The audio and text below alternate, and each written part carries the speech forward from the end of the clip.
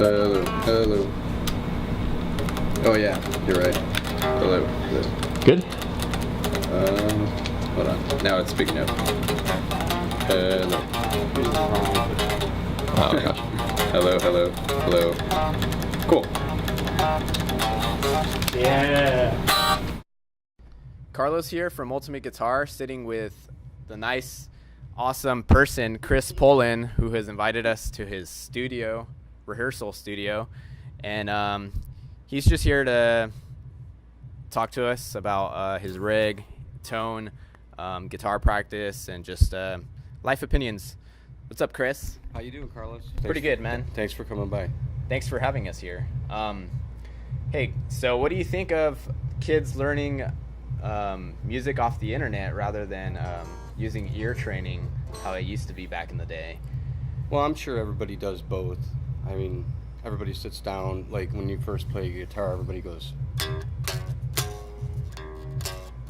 And everybody can do that by ear, with Smoke on the Water. But it's funny you asked me that because Nick wanted me to learn Holy Wars. And so I had my iPad, and I went out and just put Holy Wars, and there was Dave Mustaine showing me how to play it. Like verbatim, even all the little tricks, like. So I thought it was pretty cool. So I think if you're gonna be a good guitar player, it's gonna happen whether the internet's there or not. Yeah. It's just another tool. Do you use the internet to learn songs often, or was that just like one of the that's first the times? first time I ever did that. Cool. Were you learning any other Megadeth songs? Yeah, I was learning Wake Up Dead and Peace Cells. Nice. And can't remember what the other one was. You still practice those often, or not? No, at all? I haven't played those in years. How does it feel to play them after so long? Oh, they're hard. Yeah? Yeah. Even after the like the skills you've gotten throughout the time, it's still, Well, I was hoping for challenging. muscle memory on the Peace Cell stuff, and I think it's coming back. I can start to feel like how I used to do it. But me and Nick and James are gonna set up in my studio this weekend and start banging out stuff. So Some old songs. yeah. Cool. Are you guys do you guys have a goal for like any specific songs just to cover? Not really. We're just doing. We want to do we each want to do a Megadeth song from our era. Yeah. So we're just learning a bunch to see which ones sound the best, and Cool. and just taking it from there. We're gonna, we're writing material too. What we're getting ready for our clinics that we have coming up. So between that and I'm glad that they're coming here because we can record everything and really get our ideas straightened out. Yeah. Is there any live performances in the future coming along, like this year, next year? Yeah, I think our first clinic's here in LA somewhere. I just don't know where yet. Do you know the date at all, or no? March 15th. March 15th. I just don't know where. Is it open to everybody, or Probably. Yeah. Yeah. Cool. We'll have to check that out. How's the band thing going with Nick and James? Right? Oh yeah, it's still in the beginning stages, but I've written a bunch of tunes. Nick's got some songs. James has always got ideas, and like I said, this is where it's going to start. So I was talking to you a couple weeks back at NAMM, and you were saying how it feels like you're playing with Gar when you're playing with yeah, Nick. every once in a while Nick just goes into Gar mode, and it's like holy cow, man. Gar mode. Yeah, it just sounds just like Gar. And he told me for 10 years he was playing all those things, and eventually he just got the whole vibe of it. And so now at the drop of a hat, especially stuff that's like 3/4, man, he nails it. So All those odd time signatures. well, Gar was really into Tony Williams and guys like crazy drummers like Alphonse Mouzon and Lenny White and Billy Cobham, and so Gar had a tendency to go way well over the one, and then come in, So Nick does that too, and I noticed it when we were practicing at his house. So yeah, he's got the same vocabulary. I That's guess. really cool. Yeah. I really can't wait to hear that. Because Gar's like one of my favorite drummers for sure, especially in the Megadeth lineup. He was Yeah. probably the best, if not like Mensa right there along with him. So Yeah, no, I think you're exactly right. that's gonna be really Definitely interesting the to two hear. best drummers. Yeah. Are you guys going for any type of style, or are you guys just kind of exploring your options? Yeah, just gonna see what happens. I think it's best to get a band in a room together. Even if somebody has written a whole song out, it's best to have everybody, throw their 2 cents in for arrangement ideas and, just assess it out and see if it even works. Sometimes you write a song and when you play it, you're like, yeah, no, it's not working. Yeah. So it's better to have a bunch of people to define the sound, right? Yeah, absolutely. And then once you start doing that, like with Ohm, I mean, I don't even have to say anything. I just show them the idea and they take it from there. And it's like, after that, so many years of playing together, yeah, it's like unspoken. Robbie's pretty amazing at bass. Oh, yeah. From what I've seen. Yeah. He's crazy. I just found out that he played with you like way back in the day with Gar Samuelson before you joined Megadeth. Yeah, I didn't know that. Yeah, we had a fusion band called the New Yorkers, and Gar's brother was really good at writing charts, and he played guitar also. He was kind of like a like McLaughlin meets Larry Coryell kind of player, like really strict picking. Yeah. And like made Al Di Meola look sloppy. Really? But we were just talking about him. He had great ideas and just a totally different guitarist. Like not. He didn't sound like McLaughlin or Coryell or anybody, but he had his own thing. But he was of that caliber of playing. Would you say you got some influence from him? Oh yeah, we were in a band forever. Yeah. He would write all the horn charts out because we used to have a horn section. Oh, cool. It was kind of like Mahavishnu Orchestra when they had a horn section. Oh, cool. So kind of like a big band. Yeah, I'm actually fusion. getting a couple CDs. My manager's sending me some that Gail, Gar's wife, found and sent to him, and he had them kind of mastered. Mm-hmm. So I'm supposed to get those this week, so I can't wait to hear those. That'd be cool. Yeah. Are you going to release them at all, or are you just if for they personal sound good, use? I don't see why not. Yeah. Nice. So, tell me a little bit about your guitar practice. Do you practice a lot of guitar throughout your I days? come, like I do my thing around the, building. I run a couple hundred studios. That's my job during the week. And I have a studio with a control room and a tracking room. And so after I get all my work done, I'll come in my room and, whatever I feel like I need to work on, I work on. Mostly it's, trying to get song ideas or try a different way to, do my guitar rig to try and find a different sound. But whatever it is, it's always time consuming. Yeah, I bet. How do you approach getting your tones? Because you have really unique sounds. It's so many things, man. It's like even just your guitar strings. Like I use Ernie Ball guitar strings, and I can't use any other strings. And everybody says, oh, there's only 3 string companies that make strings, and I'm like, well then they're making them all different because unless I'm using Ernie Ball strings, I don't even like the way a guitar sounds. Really? Yeah. So it's every little thing. Like you adjust your truss rod, and all of a sudden you're like, that's it. That's sometimes if you have no relief on your neck, your action's nice and low, but you're not getting any tone. Mm-hmm. And so if you bring your neck forward a little bit and then lower your action at the bridge, all of a sudden you start to feel like, yeah, when I dig in, I'm getting more tone now. And like guitar chords everything makes a difference. Every little thing makes a difference. Do you adjust your own guitars? I try to, and when I get frustrated, like I have to go to Schecter when we're done. Because I just gave up. I couldn't get it to do what I wanted, so I gave it to Shigeki over at Schecter, and he's like maybe in the top 5 guys on earth as far as like guitar guys. Yeah. Cool. And, is it that particular guitar? Or it's not this. It's the same model. It's the Sunburst one, or the clear finish front one, and it played great and everything, but it just had some little things that were wrong with it. And like he grabbed an arm and pulled it, totally straight up, and he said he noticed that he can see the nut just slightly moving. Oh, okay. And I think that's because this one's a maple neck and that other one's a mahogany neck, Mm-hmm. and he thinks that he might have to actually go through and bolt that thing in. Oh, really? Yeah, so it might be pretty that's long that's process. old school Yeah. Floyd, where you go right through the back of the headstock. Mm-hmm. And on a maple neck, when you screw it down like this, where it's not coming through the back, the wood's strong enough to hold it in place. So, What's that guitar made out of? I maple neck, mahogany body, maple top, and it's got it comes stock with all stainless steel parts, so it won't rust out on you. And then it's got John Gadesi pickups in it. They're hand wound, and I was using John Sir pickups, and as soon as I heard these, I Switch them over. well, I didn't have to because they were already in this guitar. Oh, okay. So, but it comes with Grover heads, even though it locks down. But it's still good to have those because the weight of the tuner actually adds some tone to the guitar. And then I was hoping these would come stock. I use a piece of granite instead of a metal. A piece of granite? Yeah, it's a piece of granite. It's called Stone Tone.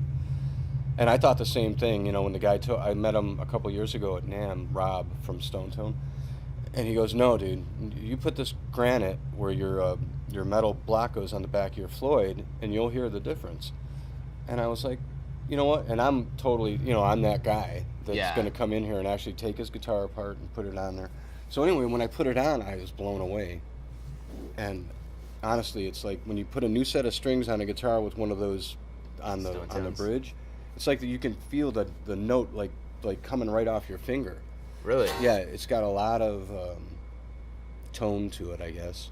And I was using big brass blocks, and I was trying everything, and I got that. And Granite worked the best. Yeah, for you then, right? yeah, because I'm a legato guy, and the granite just is humming all the time. Cool. It's got a different way of resonating than steel does. That's like the first brass. time I've heard somebody put like a piece of rock in their guitar, so that's pretty cool. Well, it's kind of expensive because it's hard to machine out, and it's hard to find a piece of granite that's not going to fall apart when you put that pressure on it. So they're like $140 a block, but the titanium ones are $200 a block or something. So it's like same difference. You experiment a lot on your guitars as far as like tone goes. Yeah, like sometimes I'll get a wild hair, and I'll take the bridge pickup out, and I'll pop the screws out, and I'll screw it right into the body, and I'll put stuff under it so I can get it really tight against the body. I like the way it sounds, but it also kind of takes away from other things. It's great for soloing, but it kind of tells on itself when you play clean stuff. It kind of sounds a little bit, I don't know, dead, I guess. Oh, it like mutes the sound. Yeah, it kind of does too something fast. to it. Like I said, everything changes. One little thing will change a lot. So you have like different procedures for different guitars then, huh? Yeah, it's kind of. How many guitars do you own, if you don't mind me asking? Well, I have a whole pile of Schecters over there, but I'm a one guitar guy. Yeah. Like once I find that one guitar, I might play that guitar for 10 years. So. Is that how you feel about Schecter? Yeah, that actually the guitar he's got would be my main guitar, and this one is becoming a really close second. So, but it's awesome, man. It's got a really good radius. It's got a 12 to 16 radius, and they're like a 6100, but they're a little bit thinner this way, but just as tall. So the intonation is actually better on it. And because the fret's a little bit thinner this way, when you do your vibratos like this, it really like makes a difference. I can make it go down a whole step. You know? Oh, what I mean? yeah, I could hear that. Yeah. So, well, a half step anyway. What guitars were you using before Schecter? I was using Yamaha for about 10 years, but I had some really special guitars. Do you still own those? Yeah, I do. Yeah. I just put them away. Would you call yourself a guitar collector? Like, No, not at all. No, I'm not one of those guys that plays vintage guitars or anything. So tell us a little bit about your rig as far as your amplifiers and the types of pedals that you use. I started using those old PV Classic 120 power amps. I got a really good deal on one that was never used. It still had the price tag on it. Had no dust in it. Whoever bought it, it was too heavy for them to walk around and use. So I had Stretch over at GTR Valley Sound do a mod for me so I can bias tubes that I put in it. And I was using the L34s in it, and I was pretty happy. But I had to play it too loud to get it to sound good. So I put 5881s in it, and I brought it down about 20 watts. And now I'm super happy, man, because I used to have a Marshall that had the 5881s in it, a 9200, and I liked it, but there was something about it that I didn't like, and I think the different size of the PVs are way overbuilt. The transformers are way too, way huge, and everything's just like military grade. And I think that made a difference in the headroom of it. Like I'm getting really good headroom. Those things are big, like those heads. Yeah, they're like 65 pounds without a case. Yeah. So anyway, I bought a backup, and I'm using an old Egnator IE4, a red face one. I really like that, but since I started playing with Nick, I broke out this old Hafler T3. It's a little single space 3-channel preamp, and that's the Megadeth, That's the Megadeth sound. Yeah, pretty much. It's my sound that if I was playing that kind of music, it works for me. Did you used to use that back in the day? No, I actually bought them a couple years ago on a whim. And when I first got it, I didn't like it, but then I retubed it about 5 times I checked out all my tubes, and I kept putting new tubes in, or different tubes. And then I found these Chinese tubes that when I put it in, those blew you away. Yeah, it really is really a good preamp. So I have a way in my system where I can use both preamps, and everything else is just Bradshaw stuff that switches effects in and out. But that's the core of the amp is the Egnator preamp and the power amp. What about your pedals? Well, actually, the Eminence speakers actually made a big difference. I was using Celestion for years, and and you switched over. Yeah, I switched over because there's something about the top end on a Celestion that just you can't tame it unless you're so loud that the speaker's like sagging. And with Eminence, I can use 100 watts per side with 2 12s, and they're each 150 watt speaker, and they won't cave in for really, really loud, clean stuff. But as soon as you go to distortion, the top end is really like, I guess the word is forgiving.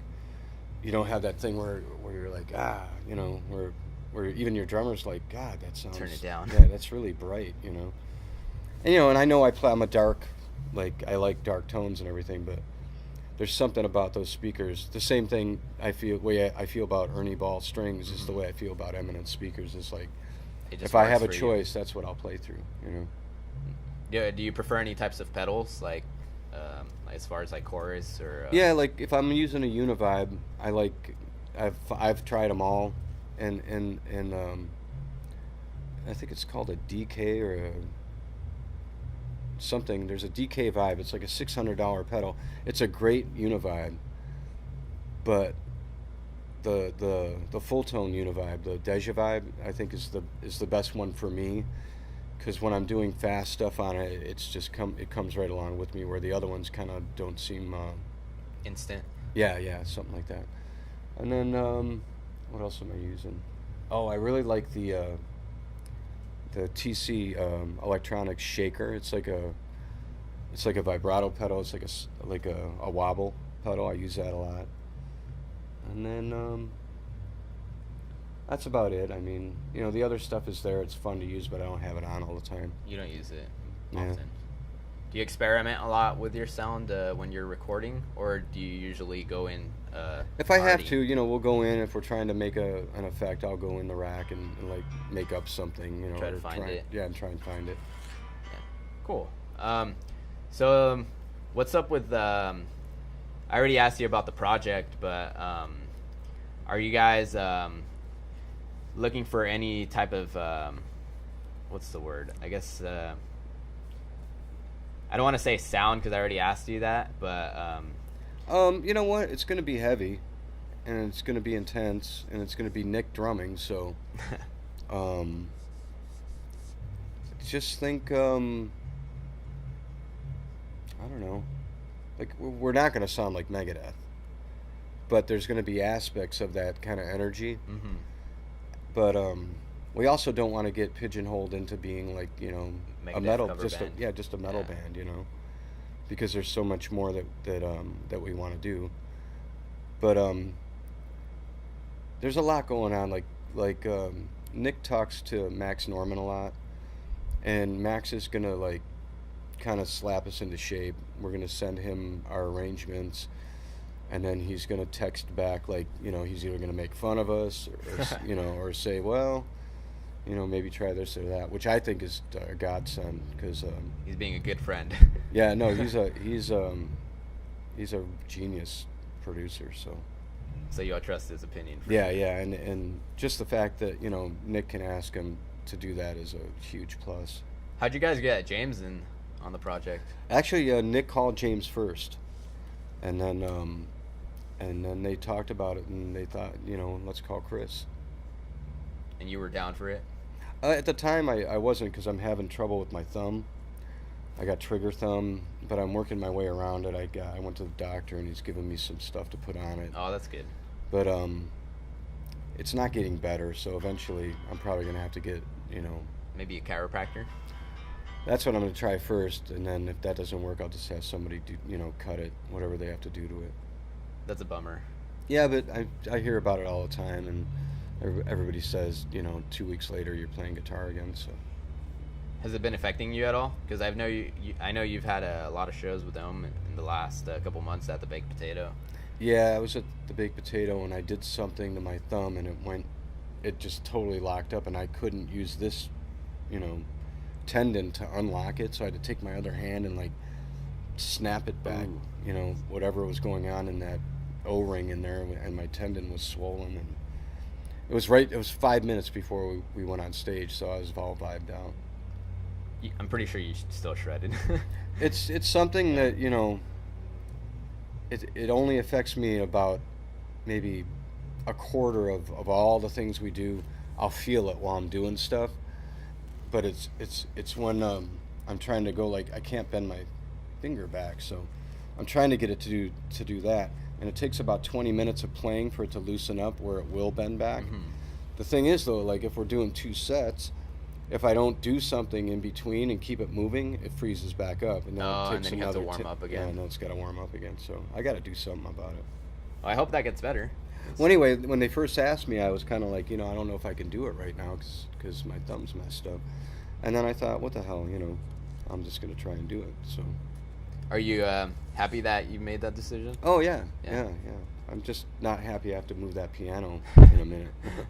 How long have you guys been rehearsing so far? I think maybe we've gotten together like 3 or 4 times. I've gotten together with Nick a lot, just talking, trying to figure out like a vocalist. James is singing right now for the clinics, but we want to find, we want to put together a bona fide band. So, are you guys old friends, you and Nick? We're not old friends, but I mean, I've known Nick for a long time, and when I did the demos for Rust in Peace, Nick was trying to convince Dave to get me, to join the band, and so at least I know that Nick was like, into my playing even back then, Well, no, it's great. Playing with Nick is great, and James, and I think it's going to be something special. We really look forward to hearing that, and I'm pretty sure I speak for the entire guitar community. Cool. Yeah. Well, thank you, Chris, for your amount of time. Cool. And for Thanks, inviting Carlos. us. Thanks for coming down. I really appreciate it. Thank you.